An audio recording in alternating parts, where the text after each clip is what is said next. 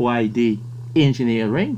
C'est un plaisir de vous savoir nombreux, en tout cas, sur SYD Engineering, de nous faire confiance et de nous écrire massivement. Alors, aujourd'hui, nous serons en train de parler de possessive pronouns. Qu'est-ce qu'on appelle possessive pronouns et comment est-ce que nous les utilisons, parce qu'il y a beaucoup de pronoms possessifs en anglais. Alors, allons-y. Directement, il faut dire que nous avons vu les possessive adjectives. Nous avons dit, pour marquer la possession, on pouvait utiliser les adjectifs, entre autres, mon, ton, son ou ça pour la fille, donc son ou ça pour l'homme. Ici, nous avons pour la fille, notre, votre, leur. Donc, my, your, his, her, our, your, they.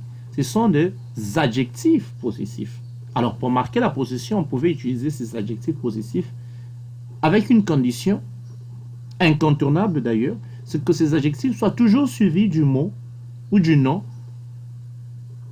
pour lesquels, justement, nous marquons la possession, pour lesquels l'adjectif en question est en train de marquer la possession. Ça veut dire, par exemple, ici, pour marquer que c'est ton café, tu dis my coffee, mon café.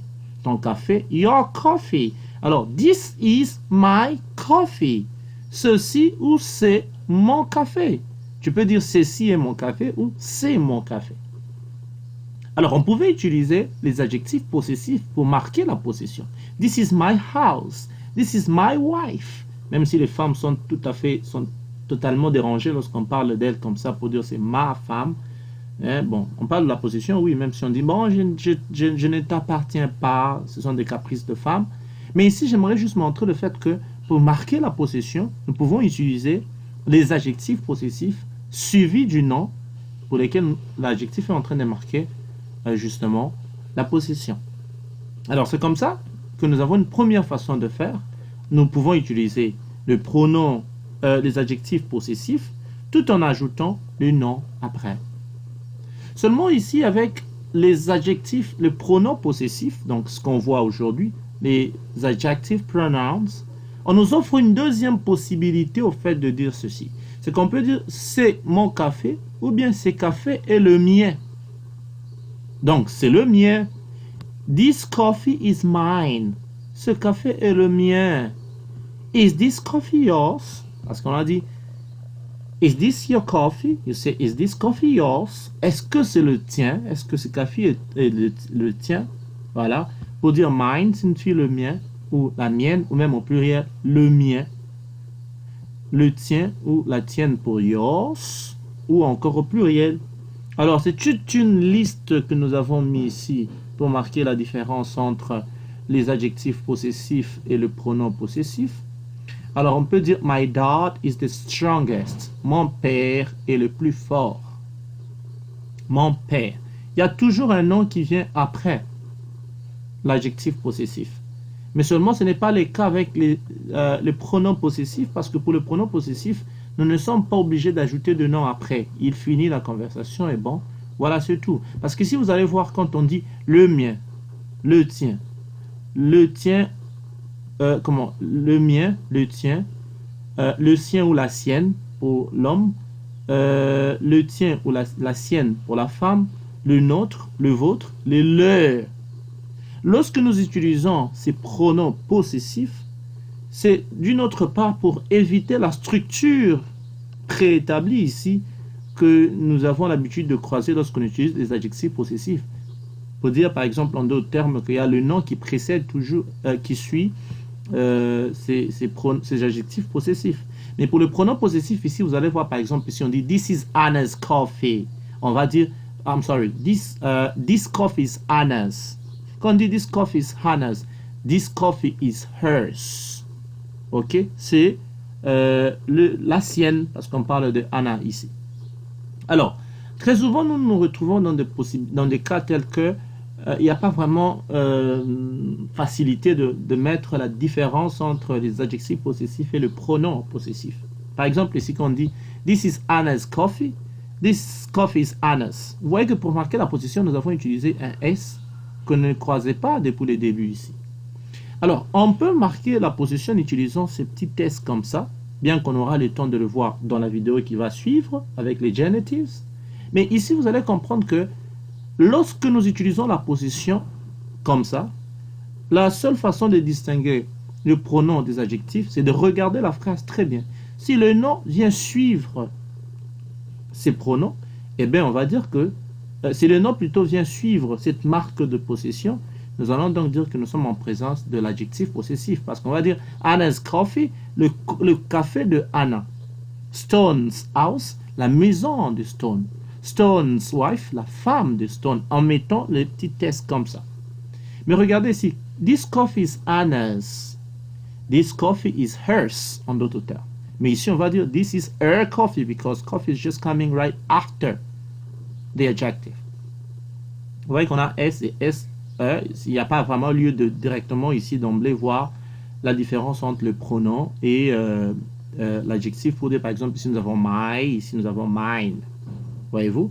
Mais dans la vidéo qui suit, comme je l'ai dit, nous allons voir en détail comment marquer la possession avec le petit test comme ça. Alors, très souvent, nous pouvons nous dire, bon, en français, lorsque nous avons les adjectifs, par exemple, nous les accompagnons très souvent avec des articles, si on peut les dire comme ça, ou certains mots qui viennent un peu accompagner ces adjectifs. Mais en anglais, ce n'est pas comme ça que ça marche. On va peut-être pas dire en anglais que, tu veux par exemple dire que a friends, tu dis a my friends, ou a your friends, tu vois, ça n'a pas vraiment de sens de faire précéder ces adjectifs de ces différents mots. Voilà. Alors, très souvent, nous allons faire, pour marquer au fait, ou pour faire accompagner nos adjectifs ici, de certains mots qui sont qualifiés comme des articles, si je peux les dire comme ça, nous allons utiliser de la sorte. Pour, par exemple, dire que c'est mon ami, il y a deux possibilités de faire. Tu vas dire, au lieu de dire a my friend, ou a your friend, ça n'a pas de sens, on va tout simplement dire a friend of mine. C'est ça la structure, au fait, pour le faire. C'est comme ça qu'on va dire, although my and your are adjectives, they cannot be used with a, some, this, that, these, or that. Instead, we have to use of plus pronoun after noun. À chaque fois que nous avons un nom, eh bien, on peut commencer à dire, par exemple, c'est mon ami, mon frère, mon cousin, a cousin of mine, a friend of yours, a dad of yours. Vous voyez? C'est comme ça qu'on va avoir a friend of mine. Nous utilisons of tout en marquant, en mettant les possessive pronouns juste après. Donc, le pronom possessif juste après. Par exemple, pour marquer la maison qui t'appartient, par exemple, tu vas dire this house of mine. Or this house of yours. Une maison qui t'appartient. On va pas dire this your house or your this house. Pour faire précéder, par exemple, voilà, your à this house. Ça ne marche pas comme ça. Some friends. Tu vas pas dire some our friends or our friends, our some friends. Non, on va dire some friends of ours. Those children. The children of someone, a mom, for instance. So we say those children of hers. Not those are children or those children doesn't really mean anything. So you say those children of hers. Some exercises. So correct the following sentences. Be careful. One of them doesn't need correcting. I'm pleased with my present, but are you pleased with yours? Or are you, are you pleased with yours? It's correct. Doesn't need correcting. Where do you want to go? My place or yours? My place or yours? That means, do you want to go to my place or your place? So, my place or yours?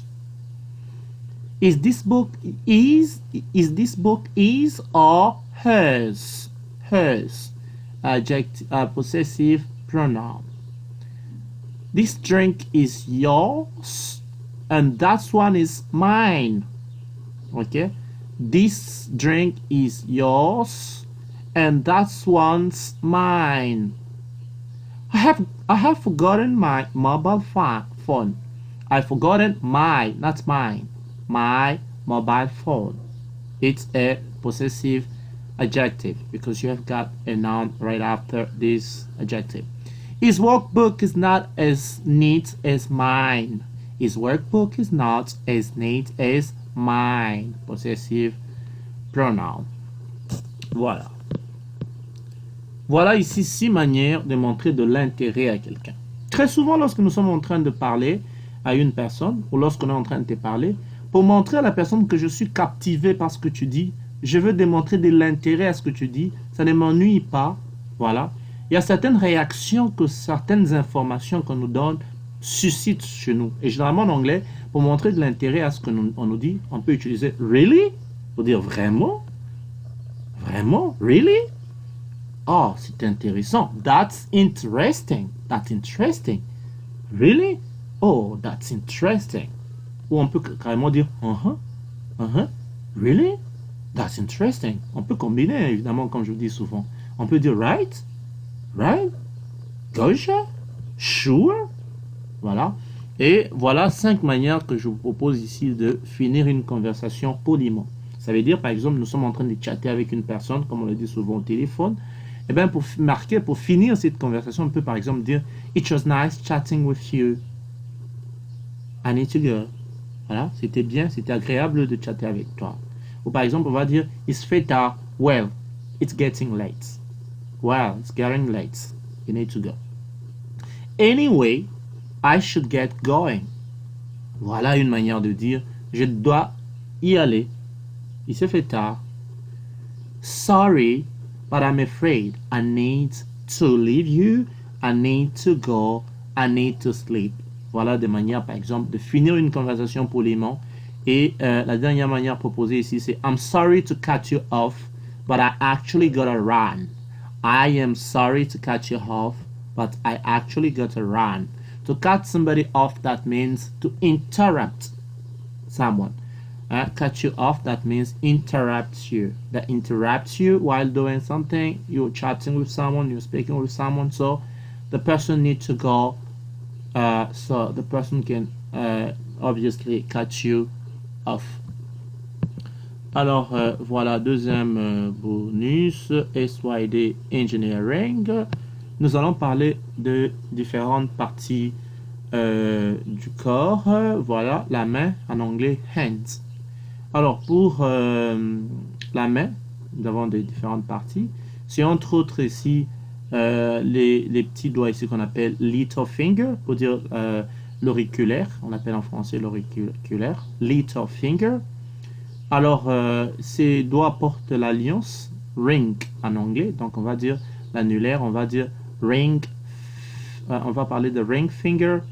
Le plus long doigt, on va donc dire middle finger, parce que le plus long doigt se retrouve au milieu de nos doigts, entre deux doigts et deux doigts. Donc on dit middle finger, l'index, index finger et voilà thumb pour le pouce. Thumb, on l'a mis là, le pouce, thumb. La paume de main, palm. Les ongles, l'ongle, nail. Les ongles, on va mettre S, ça fera nails. La cuticule, cuticle. Le nœud de l'articulaire, so knuckle, le poignet fist. Le pied, en anglais, nous parlons de foot, le pied. Alors, nous allons dire l'orteil, toe. L'avant-pied, ball.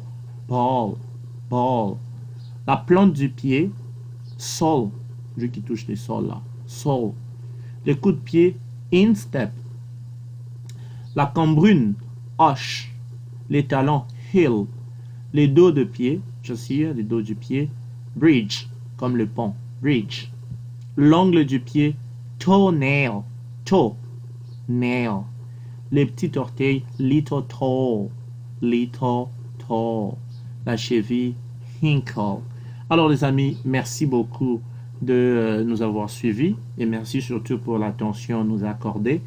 Alors nous allons nous retrouver très incessamment pour continuer notre vidéo, probablement pour parler de comment marquer la position avec des petits tests qu'on a montré tout à l'heure, genitives Et surtout, avant cette vidéo, nous vous demandons de pouvoir toujours vous activer à nous écrire, à nous faire vos suggestions, vos remarques qui nous aident énormément à nous améliorer et prenez très, très bien soin de vous.